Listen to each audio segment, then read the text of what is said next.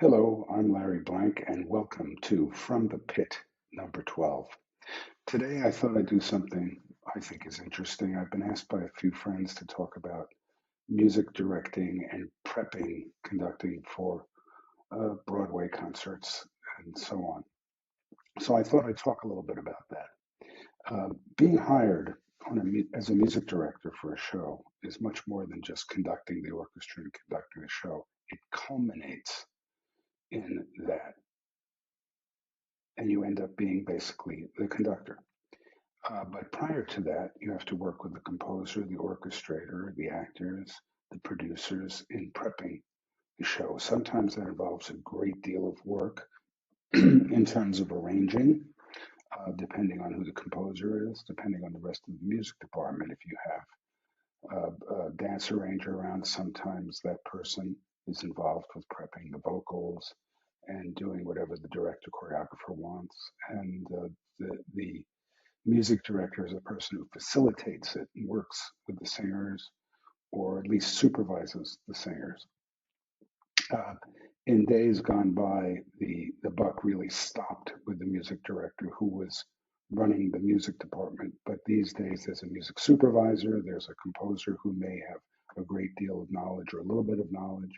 There may be a director who's very much in charge. Sometimes they take a musical arranger, someone on the level of a Glenn Kelly, for instance, who would help Mel Brooks realize the producers and Young Frankenstein and other shows. So it all depends on the department, but the music director basically is responsible for the music, but ultimately will end up being the conductor in the pit. So sometimes the music director was also the vocal arranger, although that's changed a bit over the years. There are so many people involved in doing that. For instance, Stephen Flaherty is a very capable pianist and composer and does his own vocal arrangements, even though he surrounds himself with excellent conductors, arrangers, and people in the music department who could easily do it. But he prefers to do it himself. And frankly, I think that's tremendous. I think the composer should do as much as possible. It's impossible for a composer to orchestrate a show these days by themselves. It's just the time crunch is too terrific, and that's why there is a career for orchestrators. As far as conductors go, though, in days when I first started doing summer stock and I'd be an assistant conductor or perhaps the conductor, I would look over the music to see what was involved. Most of the shows that we were doing in summer stock were shows that were already extant Lerner and Loewe shows, Rodgers and Hammerstein shows, Rodgers and Hart shows, and so Frank Lesser shows, some of the Hal Prince shows like Pajama Game, Fiddler. There were just so many different productions of shows that existed, so you could listen to recordings. And as a matter of fact, in these stock productions, a great many people who were in the original shows were hired again, even in smaller parts. So you would be doing Pajama Game in summer stock, and there were 10 people in the show who had done the show on Broadway or had done road companies later on. So it's quite interesting, and the music was familiar. And very frankly, uh, all shows are the music is relatively child's play compared to the more serious music that we study. And of course, the opera scores that we study. But saying that, there is much that is quite difficult. And you would think by looking at a score like, let's say, Rodgers and Hammerstein's Oklahoma, which we've all heard, to death. At least I did growing up through it. That was, the musical to listen to. It was one of the biggest hits of all time up to its day, and it was done endlessly in stock. So you run into songs like people will say we're in love, and they look easy, but they are not. The orchestra is playing the melody sometimes, or after beats in the orchestra, and as a conductor, you have to control all of this so it's moving along with the stage in sync. And it's much more complicated than it appears, yet I do say it's child's play compared to some more serious music that has meter changes and uh, more stuff to accompany, and choruses and all sorts of things to deal with. Of course, you're also dealing with lighting, you're dealing with scenery. The cues that a conductor has to follow are endless. Sometimes the cue comes from a lighting switch. The lights get dark and that's your cue to go. Sometimes it's an actor speaks. Sometimes it's a gesture, a hand gesture or a choreographic gesture. There's a lot to follow in the course of conducting. But as I said, in days gone by, I would spend lots of time practicing those ins and outs. With time, it became pretty much predictable, just a different show. But the music was never too complicated. Later on, of course, when West Side Story came along, that changed everything because it's much more complicated music than the average Broadway Joe was looking at, and it required a great deal more conducting skill and preparation to conduct the music. The bottom line is once you get into the orchestra pit with the orchestra learns the show, especially on Broadway, where it's the same, theoretically, the same band every night, plus their substitutes, or deps as they call them in the UK, deputies. So you have a band that pretty much knows the show. When you conduct opera, like at the Met or anywhere else, you have an opera orchestra that has played Tosca zillions of times and Butterfly and all the standards.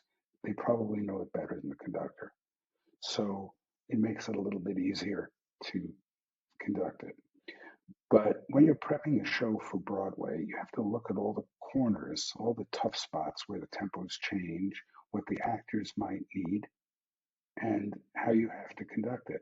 Also, you're in a pit where the lighting is rather dim. And there was a period where I used to conduct without a baton, thinking it was very sexy and made my hands look fantastic. But the truth is, musicians in the corner of the pit couldn't see me. There's very little light on a conductor in an orchestra pit. There's some, but the stage comes first, and the musicians in the corner of the pit need to look up and they need to see a baton because it makes it easier to see. And that is the reason to use a baton. I'm not going to fault somebody if they don't, but that's the way it is. Also, now there's a big bunch of left handed conductors, which uh, they always said shouldn't teach left hand conducting, but people are left handed and that's the way they do it. So everything is reversed. But the fact is, the musicians aren't sitting there relying on every beat. What they're really relying on is the shape of the music and looking up when they need a cue. When something has been going on, they have no idea when to come in. Or if they've been sitting there for long periods of dialogue or long periods of recitative, where they just need a look over, say, yeah, this is it, come on in. And that's part of the part of being a conducting. So when I prepped as a young assistant, I would watch very carefully to see what the regular conductor had decided to do, how he was going to begin pieces, uh, how he was going to start the music for the orchestra, how he was going to bring the singers in, whatever was necessary, what the cues were. I would try to get as much information as I could from the regular conductor. And when I was going to assume the podium, generally without a rehearsal, perhaps I was the pianist in the pit, being the assistant, so I would see every performance and I knew what was going on. But most importantly, I would try to duplicate every gesture that the regular conductor made in terms of the corners of the music, the ins and out. As Wally Harper used to call them, gazintas and the gazoutas. Tommy Tune did that too. And that means going into the music and going out of the music, you have to know what you're going to do. And it's a good idea to follow what the regular conductor does. Number one, it builds a lot of friends. It builds a lot of confidence because the people on stage get what they expect. The people in the orchestra get what they expect. And more than that, the people out in the audience, especially the people that hired you, want to know what to expect. So that's a good thing to do. I always managed to do that. So when I stepped into shows, I always came off pretty well because I wasn't trying to reinvent the wheel or show that I was so supremely gifted that I should be the conductor. I did have a rather large ego, but I pushed it down there to assist the people I was working with. And because of that, I was employed a great deal at the time. And it turned out that I had a gift for it, so I kept doing it. But the most important thing is to see what the singers needed and to see what the orchestra needed. I'll give you an example of some of the things I learned. The orchestra needs much less prep than one would think. You don't have to, uh, there's so many tempo changes in a theatrical musical that there's no way you can possibly prep every upbeat properly. All of a sudden, the tempos change without rhyme or reason, as if they were cuts in a movie. So you don't have time to go 3/4 or even four. Sometimes you just got to bring the stick down. So what I learned to do is uh, what my mentor Don Pippin called persuasive accompaniment. I would lead the way and push it where I thought it should be, and the singers would generally follow. But what that meant was keeping the stick floating at all times, so that if I had to bring the stick down in a hurry to catch an actor, catch somebody who left a beat out, which happens all the time, to catch a musician who might have made a mistake, just to keep the show running smoothly and flawlessly so that the audience gets what the authors intended.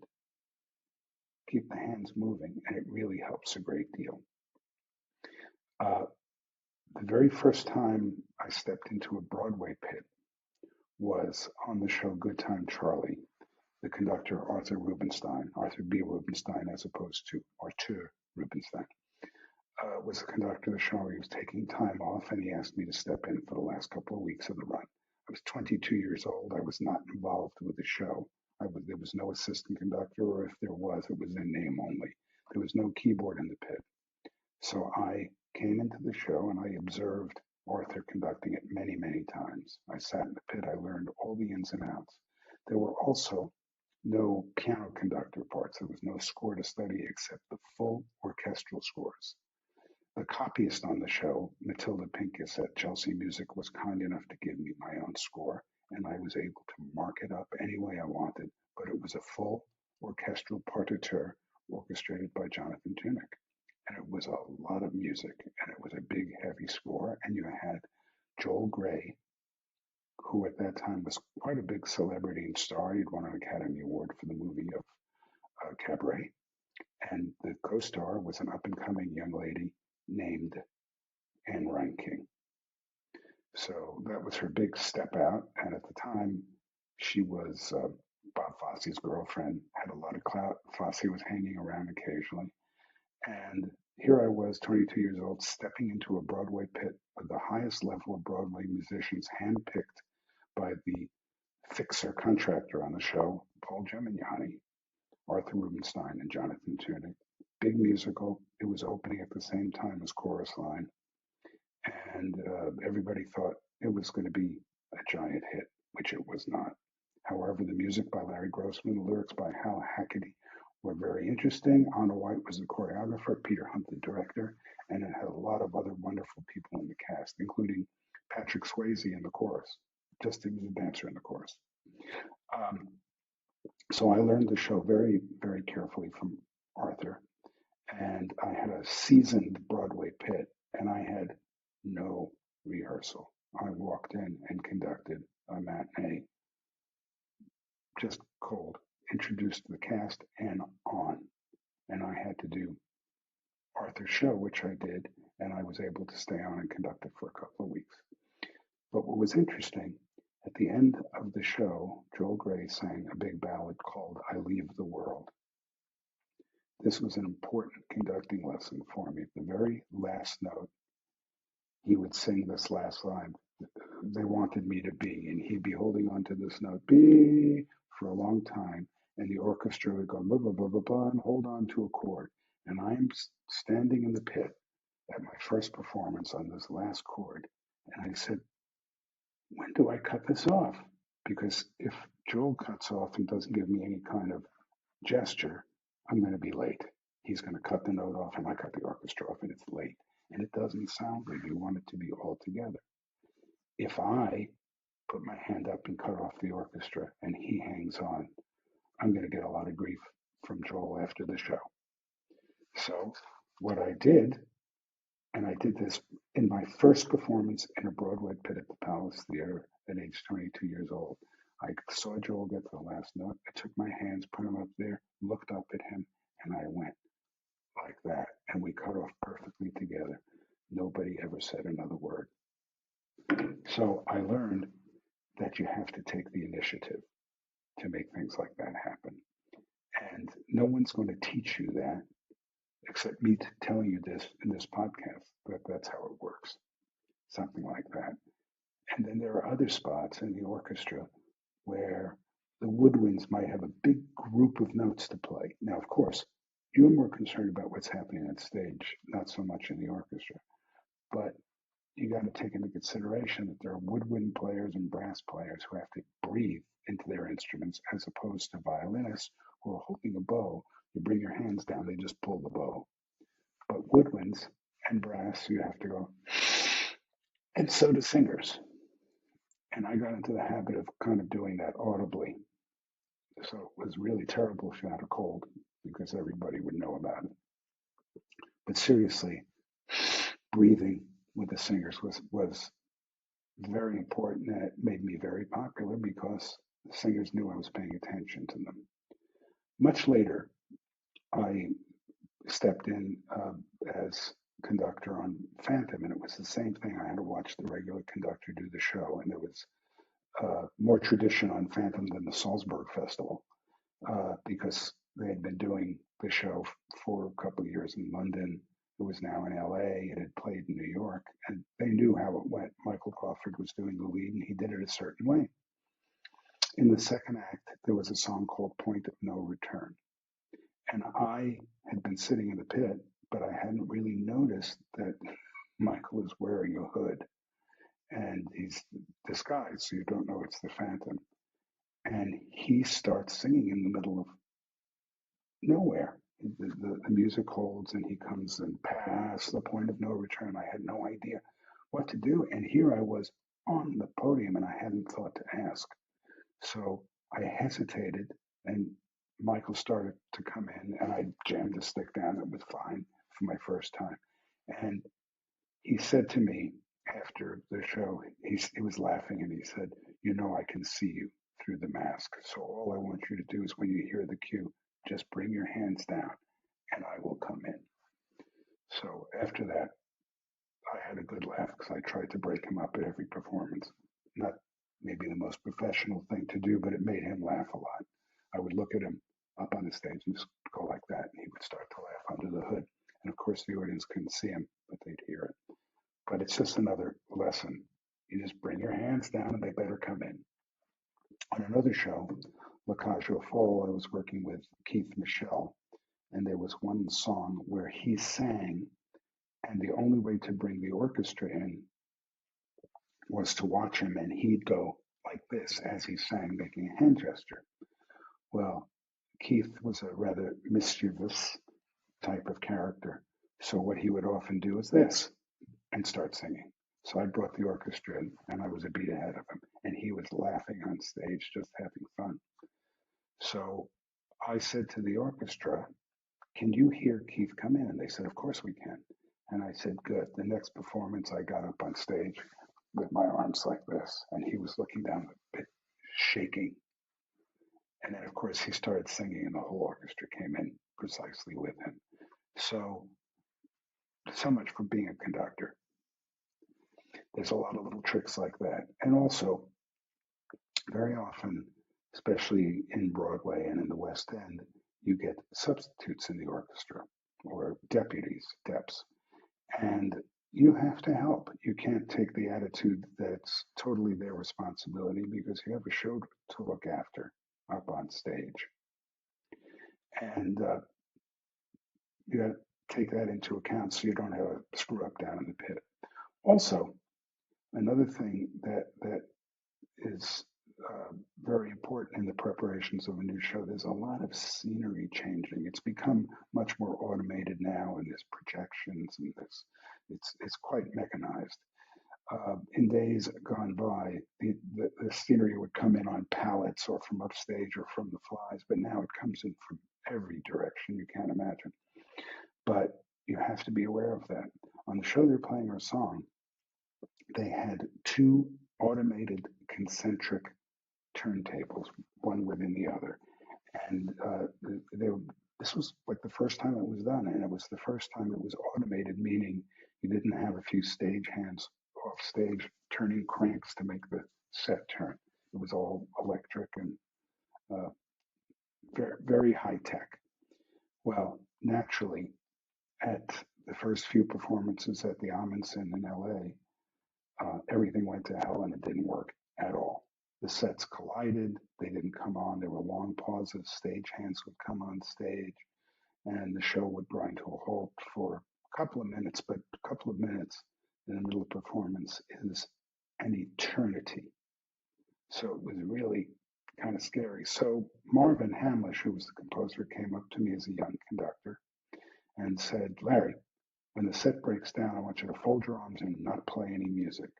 And I said, wait a second. When the set breaks down, I automatically tell the band to play something to cover it. He says, I don't want you to.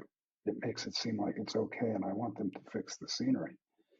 And I said, Marvin, that's really not right. He said, well, I'm the composer and I hired you and you have to do that. And I was really in a spot. So I went to the stage manager, a wonderful man named Bob Curry, and I told Bob. Bob was a very large Irishman, big, big guy, 6 feet tall, 6 feet wide, big red beard, lovely guy. He was a great stage manager. When I told him what Marvin said, he said to me, looked me straight in the eye and said, do whatever you have to do, maestro. And here I was, 26, 27 years old and being called the maestro. I loved that, but I knew he was being very sarcastic. Well, that night, the very first set change in the show broke down. Everything stopped. Robert Klein was standing on one side of the stage. Lucy Arnaz was on the other. The turntable wasn't turning, and there was no music playing. And all of a sudden, a bunch of stage hands come running out on the stage, and Bob Curry, 6 by 6, comes center stage with the cord to his headset dangling, and he comes straight down center, looks at me in the pit, and says, play something, asshole. And da da da da. I was right in there with some music. So, so there's a lot of things you have to watch out for. Speaking of which, you also have to make sure there's enough music for the set changes and how you get in and out of it. In times gone by, they used to write utilities. A utility was a piece of music, maybe 16 or 32 bars long, a chorus of a song from a show or a medley of a couple of tunes.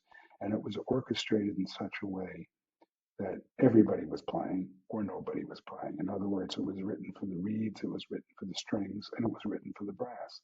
So if you needed it to be loud, you would say the brass play, look over, beckon them for more sound. And when the set was in place, you'd hush the orchestra down.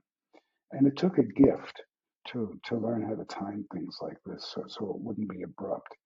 And uh, basically, the orchestra would fade out and the actors would start talking. Now it's much more organized. Most shows, the music is written like a film. So you play and they start talking and the music ends or segues into something else. But there was a time when it was just full of utilities. Uh, and these utilities were sometimes pasted together and turned into the overture or the entr'acte or exit music. They were multi-purpose pieces of music. And that is something that the music director would have to prepare or ask the orchestrator to prepare so you're covered. By having these little utilities, I was able, when the set did break down, to say, play the such and such utility, and the orchestra would be playing da da da da da da, whatever it was, to keep it going, and then I could fade it out.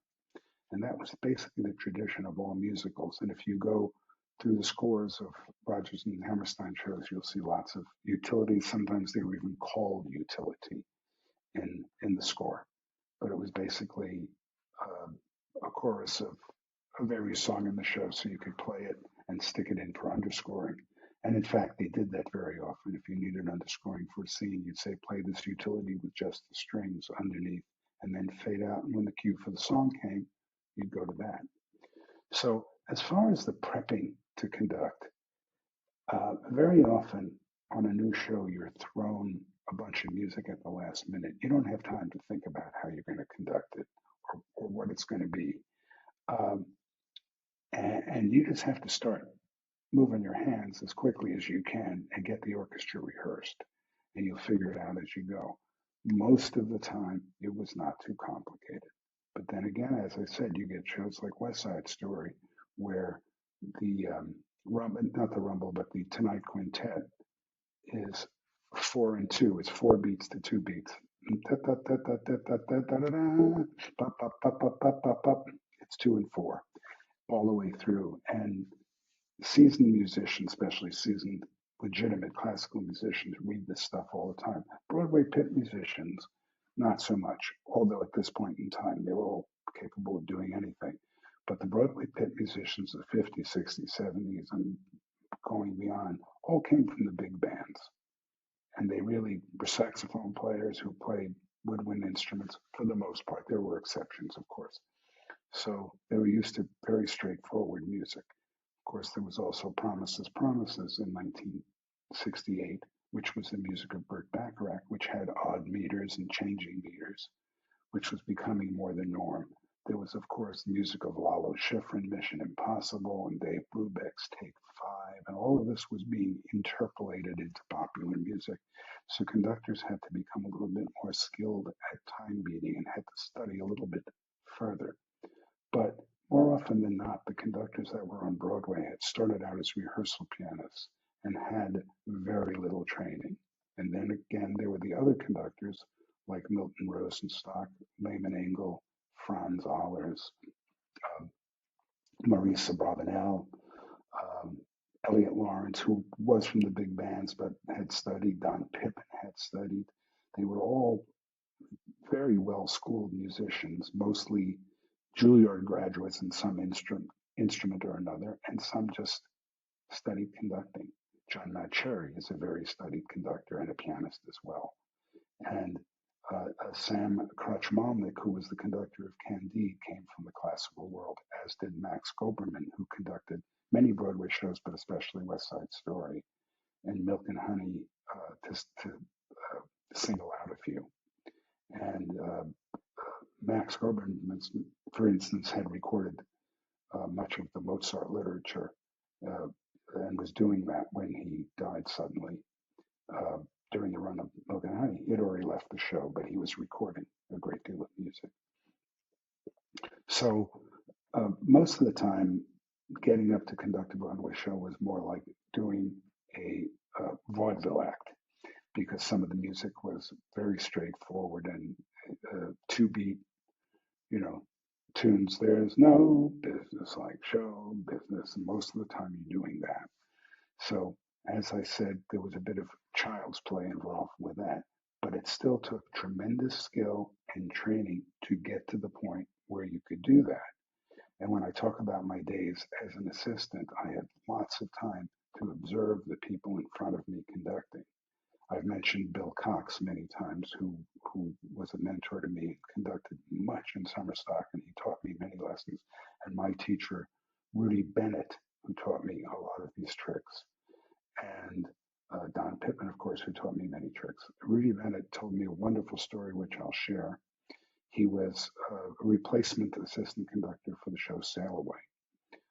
Pete Matz was the original conductor, had left the show, and Fred Werner, who was the assistant, moved up to the podium, and Rudy was hired to play piano and be assistant.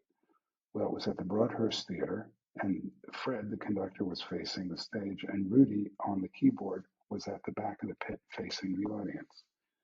And because he hadn't been in on the rehearsal period for the show, he wasn't very familiar with the show. He only heard it from playing the piano in the pit. So he knew all the cues.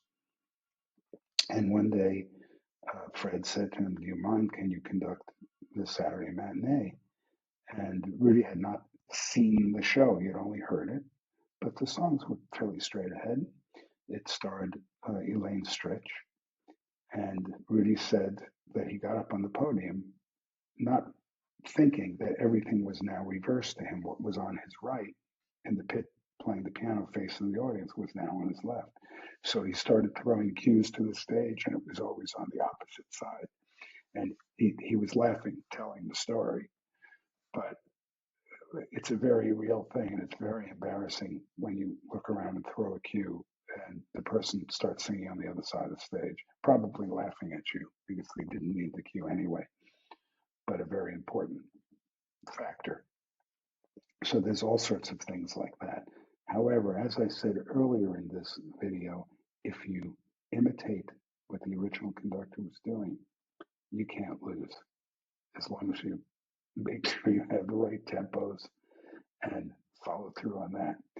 I hope you don't think this particular podcast was too geeky, but I have been asked to do this, so I thought I would. I hope you enjoy it, and I hope you'll come back for more of my podcasts. Thanks for listening.